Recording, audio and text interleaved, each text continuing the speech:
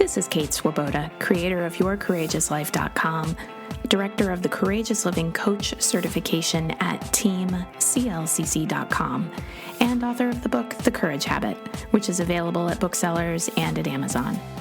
The Your Courageous Life podcast is all about going after what you want and creating and living a more courageous, emotionally resilient life. Might drop a couple of F-bombs, so maybe don't listen with your kids in the backseat of the car. And here we go with today's episode. Hi, everybody, and welcome to another episode of the Your Courageous Life podcast. Before I get into today's topic, which is definitely going to be a fun one, a huge thank you to those of you who have been leaving ratings for the podcast. I actually have been hearing from more and more people who are like, oh, I found the podcast. And I see the people who take time to leave like a little comment, and I appreciate it. And just in general, when you take just a moment to give the podcast a rating, it really helps with visibility in all the, I'm sure I'm not going to say this quite right, but the tech algorithms of all the things that show people to people. It is a seriously kind gift. And I love that more and more people are finding out about the podcast because it's a lot of fun to make. I'm so glad I got into podcasting. I was only doing writing for the longest time. I was definitely a late adopter to the podcasting thing, but it's been such joy to be able to do and get to connect with people. So yay. Thank you so much. And with that, let's dive into today's topic. This episode is all about learning to love yourself. And as we get into that, some of you who have been longtime listeners, you know that I kind of, when something is just like, you got to be kidding me. I do a little eye roll and I say, you got to be kidding me. I like to think, although I certainly don't want to get caught up in my own hubris, but I'd like to think that I think critically and pragmatically about the different options that are out there for how we solve problems in the world, including the problem of we got a lot of people who are struggling around self-love. We got a lot of people who are struggling around loving themselves. And then we've got a whole other group of people who are struggling around those issues, but who have put this layer of self-help condescension onto everything. And that was one of the things that had me go, I think I'm going to pop over here and kind of speak into that as part of talking about learning to love yourself, because I ran across a post, and it certainly is not the first, and it certainly won't be the last. And I know that people post things on social media, and it's just a sliver of what they were thinking at that moment. It's just a little piece.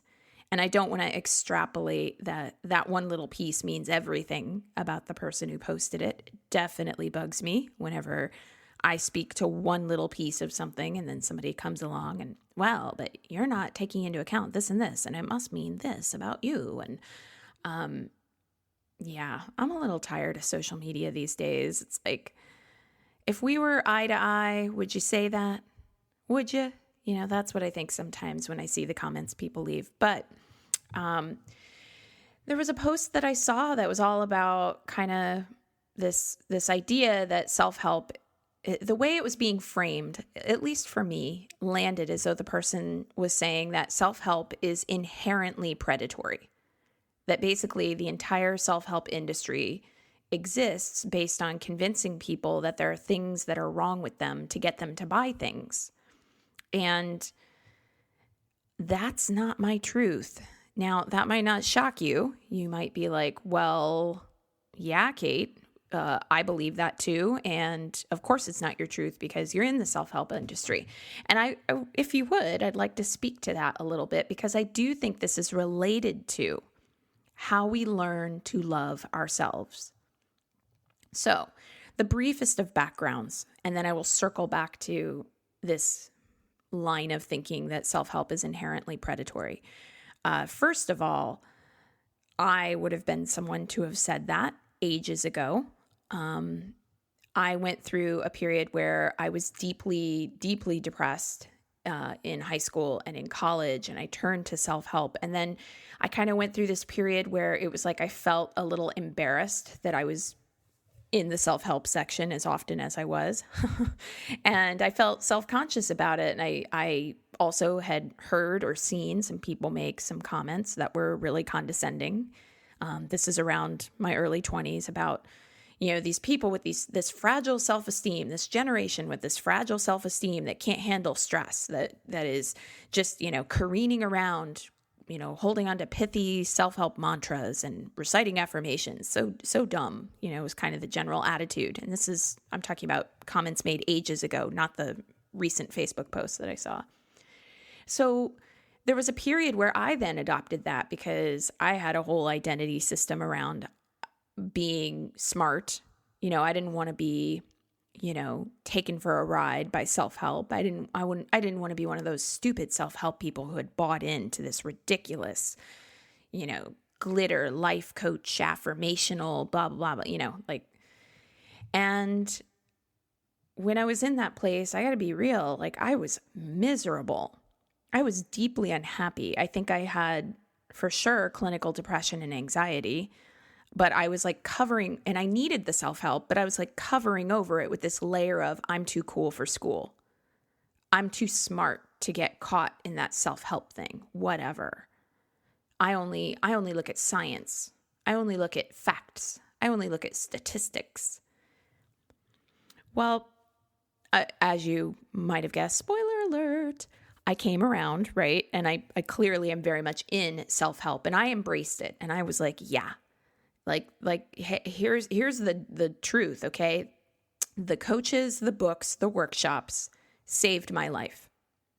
And that might seem like a really, direct statement or something, but 100% saved my life. I had suicidal ideation in my teens and 20s.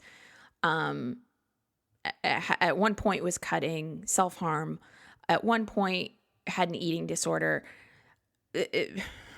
I don't even know how to fully explain just how unhappy I was during that period and how much a book that offered a new way of looking at something, a book that told me that the power was within me to change my life, a workshop, a coach, a whatever who said, you need to get vulnerable and you need to really get into the feelings instead of trying to intellectualize them. Those experiences, books, workshops, people, whatever, saved my life. I do not think I would be alive right now had I not had the benefit of those experiences in my late teens, early 20s. I really don't. So, now let's go ahead and come full circle and fast forward to present day. And I see this Facebook post, which is kind of in that same vein of it all. And I think what this post was really trying to get at was the hungry ghost syndrome that can happen where people who are doing work on themselves are just always doing more work on themselves. And then it's another year. And then they're always doing more work on themselves. And then it's another year. And there are some people in self-help who are very predatory about that. And by predatory, I mean that they never have a conversation with the people who keep buying more things to try to self-help their way to happiness and say, hey, hold on. Are you sure you need another course? Are you sure you need another workshop? I'm just checking in. You are in the driver's seat. You get to decide, but I'm just checking in. And this idea was also sort of bandied about in this Facebook post that a book is just like a calling card to an upsell. Oh, well, you buy the book, but then you're going to be upsold into coaching or masterminds or whatever the case might be. Interesting thing. I personally just don't see a lot of difference between a book as a calling card and then if someone wants more, they can work with a coach one-on-one. And for instance, a podcast is what I do. And if you want to come to my conference, which is what this person does, speaking fees, stuff like that. So I don't see a lot of difference between the two in terms of those models. The thing that I see as the real issue is not the self-help industry, and not even so much the predatory people, because predatory people just exist everywhere and you're never going to catch all of them. I look at it like, how can we bring a greater conversation into self-help around critical thinking, slowing down? Do I really need this? Can I take a moment to pause and breathe and ask myself that question right before I sign up for another workshop?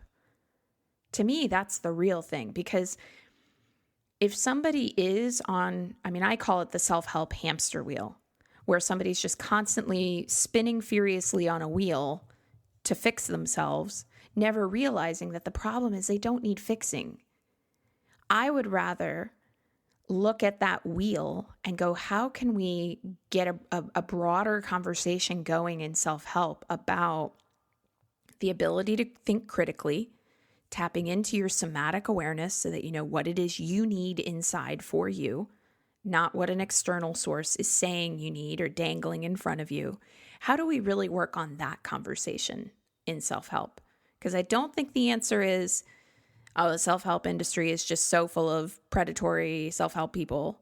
I don't think the answer is, I'm not even sure what the person's answers were. Again, it was just a little Facebook post. And again, I really try to watch my own impulses to not take one little Facebook post and make that mean everything about who someone is. And I don't want to do that in this case at all. I don't think the person making the post is a bad person. They're expressing their opinion. That's what Facebook is for, right? I just want to point out that this idea of learning to love ourselves, it's like there are some tangled threads in there. And I say that because the journey of learning to love yourself is not going to happen because you buy one book or take one workshop. So if you are continuing to, I think, invest in those things, it's not a mark on your character. You're not flawed. You're continuing to invest in your growth. And as you grow, you see more, you do more, you open more, you shift more. Sometimes you contract more. And you figure out your way through nuance, through mistake, through doubling back, through trying again, through getting up and rising, and you develop resilience through all of that. And through that resilience, you learn to love yourself. There just is no quick fix, one-stop shop. And personally, I continue to invest in my own growth. I continue to go to workshops and read books, but I do not think that I'm broken. And so let's start pulling apart some of the nuances that are around loving yourself, because it is not either you love yourself over here on this side of the line or you don't, you pathetic, hopeless loser over on the other side of the line. It is not the way to love yourself is you can no longer do anything with self-help. No. Here's the metaphor I like to use, because this question does get asked as part of the Courageous Living Coach certification, teamclcc.com, people. So coaches who are in training, I'm the director of the program, they will ask this question. I think it's a great, wonderful, wise question. And it is, if I am helping my clients to love and accept themselves just as they are, how am I then also helping them to improve their lives? And that is a wonderful question, because just if you're going on this binary, like either you're in one camp or you aren't, either you love yourself or you don't, either you want to improve yourself or you feel you're fine as you are. Like if you're just going with binaries, that question does seem like a contradiction. But I don't think it is. I think that the desire to improve our lives is something innate within us. I think humans at their core, you, the person listening to this, there is some kind of drive within you that yearns to grow, that is curious, that is high for innovation. And I'm not talking innovation like your whole life has to be different tomorrow. I'm just talking like, if you already love yourself completely, then it's like, I think there's something in you that's going to be like, hey, and if more love comes my way, awesomeness. This doesn't mean that you are broken if you have that innate curiosity, that innate, how much better does life even get? And it gets great. And then it's like, wow, I'm so grateful. And I'm curious to see how much better is life going to get. It's like, even when you're at the pinnacle of it all, the issue is not allowing more. The issue is really about not striving for more. So this question that gets asked about if I in CLCC, if I'm a coach and I'm helping clients to love and accept themselves, and I'm also helping them to improve their lives, is that a contradiction? The way that I always frame it up is, I think it's like hunger. Everybody gets hungry. It is innate to being who we are as humans. There's nothing wrong with being hungry as a state, as an experience. There is very much something that is not helpful, that it might be even termed dysfunctional, around how we choose to feed ourselves. So somebody who's literally physically hungry, that's not a problem. It's okay. You're human. You're physically hungry. That's normal. If the way you choose to go about fulfilling that hunger is to shove everybody else ahead of you in line aside so that you can get your food first, that's a problem. If the way you fill your hunger is by telling yourself that you're wrong for feeling hungry and then refuse to allow yourself to eat, that's a problem. If the way you fulfill your hunger is you gorge and you eat far, far more than it's even comfortable for your body to hold, that's a problem. If the way you fill that physical hunger is by telling yourself that you're only allowed to eat certain foods or else you're a bad person, that's a problem. If the way you feel your physical hunger is by comparing what you eat to what somebody else eats, that's a problem. And just like in life, I believe that we all carry within us a personal hunger some people call it pursuing excellence. Some people call it the creative drive, a will, a need to express, to expand, whatever you want to call it. I think that's part of who we are as humans. We want to grow. Let's just call it growth. So you have a physical desire for hunger. I think we have emotional desires for growth. So the question is, how do you go about fulfilling that hunger? And absolutely, if the way you go about fulfilling that emotional hunger for growth is to rack up thousands of dollars of credit card debt on programs and books and workshops that you actually can't afford, that is a problem. And if the way you go about fulfilling that emotional hunger is to compare your progress, your psychological, emotional progress, air quotes around progress, right? To other people, that's a problem. If the way you go about fulfilling your emotional hunger is to deny that your hunger even exists, that's a problem. If the way you go about fulfilling your emotional hungers for growth is to get perfectionistic and I have to only do these things and never do those other things or else I'm a bad person, that is a problem. So hopefully you see what I mean. The hunger itself is not the problem. I think that the hunger for food and the hunger for personal growth, evolution, curiosity, whatever you want to call it, they're both innately human. It's really about how do you go about it. And when it comes to learning to love yourself, absolutely, there are people, and we've all been there, I've been there, who get stuck in the trap of thinking that if they just do the next piece of work, then they will love themselves, instead of going, oh, hold on a second. I've actually invested in a lot. I actually have a lot of tools. I actually have a lot going for me. And, I will just say that there are a lot of ways to grow. There are a lot of ways to grow. And a lot of it depends on, I think, what is outside of a person's comfort zone. So for instance, for me, I don't know, since I was a kid, I'm told I've always just been like a go-getter, a goal setter. I like a goal. Ultimate nerd life, okay? Like at 10 years old, I have journals in a cardboard box somewhere where like at 10 years old for summer vacation, once school was out, I'm like, here's everything I'm going to do with my summer vacation. I'm going to write a book. I'm going to practice the piano. I don't know why my brain is wired that way. My parents never talked to me about goal setting. And actually, now that I think about it, I can't recall that I heard them talking a lot about goal setting. Maybe I'm misremembering, but I can't recall that. But like, here I am, I'm, 10 years old and I'm the nerd making lists of all the cool things, projects I'm going to work on for summer. I just think I'm wired that way. So for me, point is, it's my comfort zone to make goals. I love a good goal. I'm all about it. Sign me up. I like a good goal.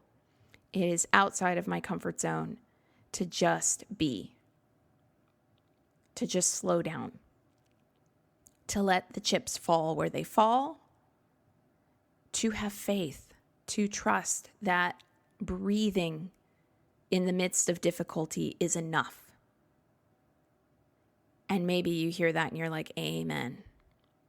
And then there also might be other people listening to this where it's the opposite, where you are like, man, I feel deep shame about the fact that I have shiny object syndrome. I don't finish the things I start. I've gotten to the point where I hate goal setting because I feel like I'm going to fail and there's pressure around that.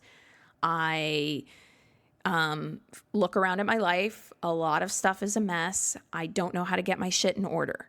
Now, for you, it might be that the most life-altering thing you could do would be to set a goal and stick to it no matter what. It just depends on the person. It might be that the most life-altering thing you could do would be plunk down the money for the high-end mastermind or the trip of a lifetime. It might be that you need to do more. And I actually have 2 different podcast episodes here in the YCL podcast lineup. You can search for them. One is how to be softer and how to be tougher. And those 2 episodes, they're separate. But I recorded those 2 episodes thinking to myself that people are so different that it might be revolutionary for somebody to hear like, oh, I need to do the opposite of the thing that I'm doing like all the time. Now, yeah, are there people who kind of have picked one track and that's kind of all they do? Sure, absolutely. Tony Robbins comes to mind. I haven't deeply studied his work or anything, but anything I've ever seen from him, he strikes me as a doer. He's like, do, hustle, slay, do. And yeah, like doing will get you somewhere. And so will softness and slowing down and not always doing, if that's contrary to how you operate. I think a lot of it is about how we stretch into a different direction than the one that we are most comfortable with. Doesn't mean we have to become someone we're not, just how do we stretch? So let me get back to this discussion of how we can love ourselves, okay? First of all, I think that at your core, you do already love yourself and you do already know your own worth. This is something of a Buddhist philosophy, the idea that all of your potential, all of your good, it's already in you. It's already there. It's always been within you. But it gets covered over. It gets covered over by people who hurt, by systems that oppress and deny people access to resources or to their dignity, by unfortunate life experiences like an untimely death of a loved one or a car accident or an illness. There are all kinds of ways that when we hurt, we shut down. And then the rest of life, as far as I'm concerned, becomes that uncovering.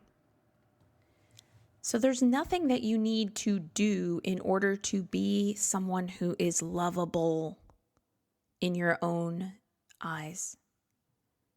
It's already there. It's sitting there. It's sitting there and it's waiting for you. I've used the metaphor before of learning to love yourself being like standing at a buffet table. I seem to have a lot of hunger metaphors at hand, but it's like standing at a buffet table, but you're back to the buffet table and you're looking at the rest of the room. And the buffet table, because you have your back to it, you're looking at the rest of the room and you're going, where's the food? There's no food here. I think a lot of people do that in their lives, and I certainly have been one of those people. Turning my back on all the love that is available, only looking at the emptiness and then going, it must not exist. Meanwhile, all these self-help books and workshops and everything else are basically going, no, it's there. You just got to turn around. You're looking in the wrong direction. You're looking out there. You're looking for people to be different so you can be okay. You're looking for life not to be life and never hand you a car accident so that you can be okay. You're looking for systems to change overnight so that you can be okay. And the truth is that we can find ways to be fully in love with ourselves, even if the people, the systems, the circumstances don't change. Now, oh my goodness, the age of the internet, right? This is the part where I have to add, am I saying that people around you are allowed to treat you like crap and you just have to love yourself and that's it? Well, no, it's not that nuanced. If people around you are treating you like crap, move away from them, please. And that can be an expression of how you love yourself. Am I saying that oppressive systems don't need to change? You just need to love yourself? No. I want the oppressive systems to change. And in fact, I think one of the ways that we love ourselves is to look around at the communities that we're in and go, it is an act of loving myself to care about the experiences of others that are beyond my own skin, that are beyond my own home. It is an act of loving myself to make the world around me a better place. Am I saying it doesn't matter if you got into that car accident or got a health diagnosis, just love yourself? No, of course not. I don't want anyone to get hurt. I don't want anyone to get sick. It is so hard when those things happen, and I'm so sorry. If anybody listening to this has had crappy people, crappy circumstances, and whether you're paying attention or not, we are all swimming in a soup of crappy systems. Like really, truly, even if you feel like systemic oppression has not touched your life, look a little deeper. It has. What I'm saying is that we do not need to wait for those things to change before we can love ourselves. We do not need the things outside of ourselves to change for us to love who we are. Noodle on that for a minute. We do not need the things outside of us to change for us to love who we are.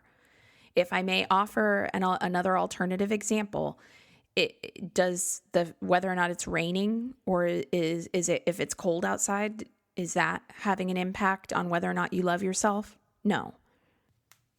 So here we are, and the things going on outside of you or that are really external to your soul, those things, they absolutely have an impact on your experience of life. And that impact is difficult. And if you experience any of those things and you are dropping F-bombs and grieving and crying and angry and feeling betrayed, I get it. Yeah. I feel those things too when they happen, and they have happened. I feel those feelings too. Doesn't mean, however, that amid all of that, you can't love yourself. You are love. And if anything, the more personal growth work I've done, the more I have really tried to look at all of those things coming up in life as an opportunity for me to choose who I want to be amid those circumstances. Who do I want to choose to be? How can I make my mindset, my behavior, an expression of who I want to be in the world? How can I make my mindset and my behavior an expression of love? So when people aren't treating me well, it's like, okay, I need to move out of that person's orbit. Does it mean I need to scream and hurl obscenities at them? No, because for me, that's not love. That's not me living as an expression of the love that I want to be. And if I would do it to somebody else, I would do it to myself. And I don't want to practice that in the world. And I mean, the same thing goes for systemic oppression. The same thing goes for situational factors or circumstances like illness or accidents or the things that befall us in life. Who do I want to be? Do I want to look back on my behavior and go, I stood up for what was right? Do I want to look back on how I handled the situations in life that are unavoidable and go, I used that to learn about myself, to try to continue to be an expression of love, even amid difficulty? Now, this is a choice that we all get to make, okay? You get to choose right now. And it was a choice I needed to make too. Did I want to be too cool for school? And, F this self-help stuff. And what are they even talking about? And, oh my God, like, why do you even, it's like your self-esteem is so fragile that if you don't have an affirmation on your wall, you can't even make it through the day. Like that whole, even just listening to my own voice, kind of pantomiming that attitude. It's just, why does somebody want to show up that way when there's an opportunity to support people who are suffering? Like, that's where I want to put my time. I want to put my time not on, oh my God, that's so lame. I want to put my time on, hey, if you're hurting today, I just want to be that person to remind you that you are good. You are so good. You, the person listening to this, you are so good. And what does it matter if me saying this in a podcast was the thing that had you go, oh, I'm going to look at myself differently now, or if you came to it on your own, or if you went through therapy, or if you did EMDR, or if you did ayahuasca, or if you meditated, or what does it matter as long as you come back to that fundamental awareness that you are good. You're so good and you're so loving and lovable. I don't care where people get it from. My interest is just in helping people to not suffer so much in their lives because they're afraid, because they think they're not worthy or enough. That's what I'm using my life for. So the question is, what do you want to use your life for? What if today could be the moment when you decide, I am in this new, beautiful relationship with myself where I am learning to love myself. And that starts with, how do I approach help? Do I bat it away and over-intellectualize it and I'm too cool for it? What do I want to use my life for? What if I could use my life in such a way that every person who comes into contact with me feels that they are better off from having met me? Not better off because I was the fixer, the life coach, the guru. I'm not into that model. But just better off because when I looked at them and they saw themselves in my eyes, they knew they were safe, that somebody cared, that somebody sees them fully. What if that was how you chose right now to look at your kids? When they tell you those long stories that don't totally make sense. If you have a 5-year-old, you know what I'm talking about here. I have a 5-year-old right now as of recording this. And it's like sometimes she's telling me these long stories that don't make any sense and I have a bunch of stuff on my mind and it's like, okay, but who do I want to be right now? The person who leaves her and has all this stuff on my mind, or do I just want to slow down, look her in the eye, and communicate through listening? Like, you're important, you're loved here, you're safe here. What if you could give that to the cashier at the store? What if you could give that to a coworker? What if that was who you wanted to be in the world? Because here is the funny paradox that I've found about learning to love myself. And yeah, there are still places where, that mistake that I made, ooh, Kate, that one's a hard one to keep loving myself over. It happens. But here's the thing I've come to understand is that the more I show up in the world with love for others, the easier it is for me to love myself. I don't totally know why. I guess it's that what we practice, we become. So if I practice love with others, it becomes easier to love myself. And I'm talking about just, I almost think like clear, pure love. Like not love that's like, oh, I have to do what they want. That's how I show them that I love them. I don't mean performative love. I just mean, can I show up with just the clearest, purest form of love, which looks like attention, seeing the best in people, understanding that people are nuanced and varied and everybody makes mistakes and everybody's just doing their best. Boundaries as needed, but communicated with directness and kindness, not insults, not ghosting. How we step into loving ourselves, you don't have to wait until you're, air quotes, better before you can love yourself. And the journey of, sometimes you hear things too like, well, I have to forgive myself in order to fully love myself. And it's like, yeah, that might be a piece of your process, but you don't have to wait until you've fully forgiven yourself. You don't have to withhold the love until then.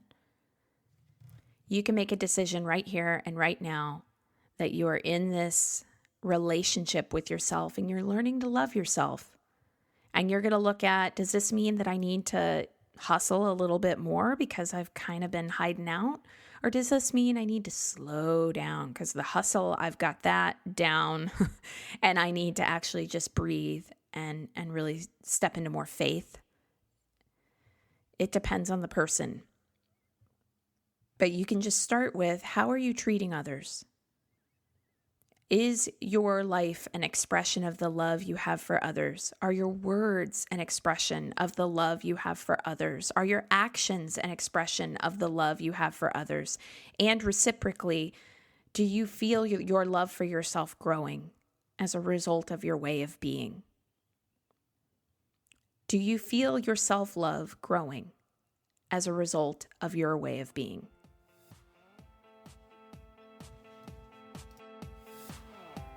All right, that's today's podcast. Thank you so much for listening to today's episode. You know you can continue the work and the fun if you want to. Head on over to yourcourageouslife.com/begin and become a Your Courageous Life subscriber, because as soon as you sign up, you get access to an entire library of worksheets and audios and other bonuses. And of course, you'll be receiving more courage in your inbox. And who wouldn't love that? You can learn more about the Courageous Living Coach certification at teamclcc.com. You can get the Courage Habit at your local bookseller, on Amazon, wherever you like. We can even connect on social media. I'm on Facebook at Your Courageous Life. So look for facebook.com/Your Courageous Life. And I'm on Instagram as Kate Courageous. And I'd love to connect with you on Instagram. So here's to you using these courageous tools in your life and creating a real ripple effect of good. And again, thanks so much for listening. I love it that you're here.